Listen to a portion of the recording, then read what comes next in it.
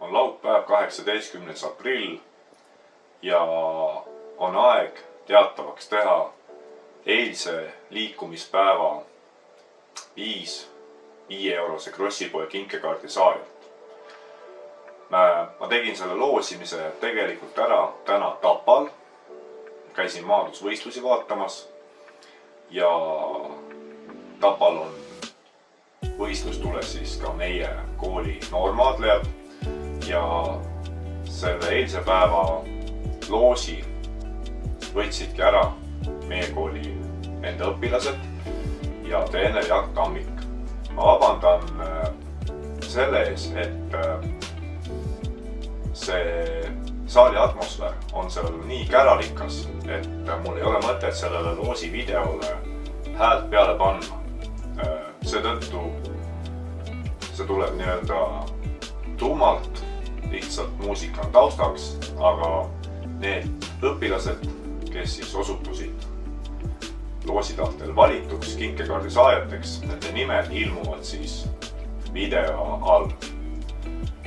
Mina ütlen lõpetuseks teile aitäh kõikidele neile, kes siis sellest nädalast osa võtsid. Ma arvan, et see oli tore nädal ja ma arvan jätkuvalt, et see kinkekaartide loosimise süsteem on päris äge. 5 eurot ei ole küll teab mis suur summa, samas ega me ju tegelikult raha eest ja raha pärast liikumas ei käi.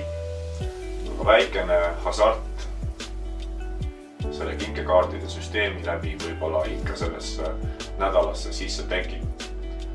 Tänan ka kõiki Fortunasid, kes siis loosimisel abiks olid.